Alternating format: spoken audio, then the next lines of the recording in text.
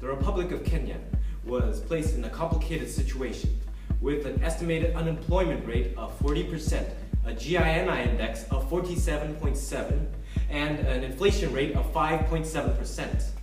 Despite that, the country has a GDP growth rate of 4.6% and a total GDP of around $55.24 billion, which places it in the top 40 percentile of countries in terms of GDP.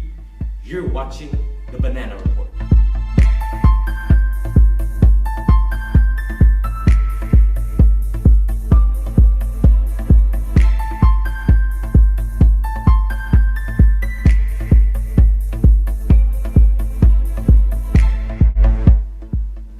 Good morning, afternoon, and evening, ladies and gentlemen. Happy New Year of 2014. As we greet the new year, let us recap what we have went through in the previous year. This has been reporting about the economic situation of Kenya and how the country is meeting its macroeconomic goals. With inflation at an above level of 5.7%, workers have demanded raises in their wages to fit with the changes in price. However, in order to save up on cost, firms have fired workers that they did not need. They fired workers instead of merely decreasing their wages due to the sticky wage, fixed wage effects in the short term. For this reason, unemployment rate peaked at 40% during 2013. In that year, the national GDP grew by 4.6%, which should have led to an overall improvement in the quality of life of all civilians.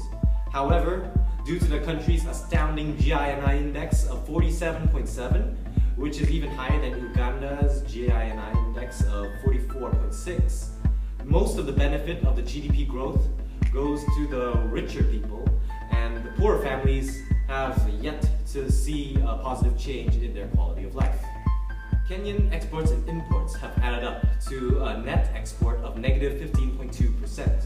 However, investments into Kenya totaled at 20.5% and gave a net change in GDP of 5.3%. Furthermore, higher inflation rates attracted higher rates of consumption.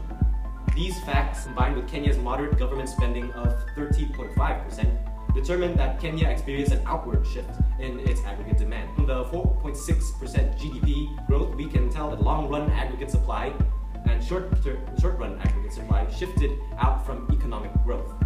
On the other hand, unemployment beyond the natural unemployment rate indicates that short-run aggregate supply decreased far away from the long-run aggregate supply.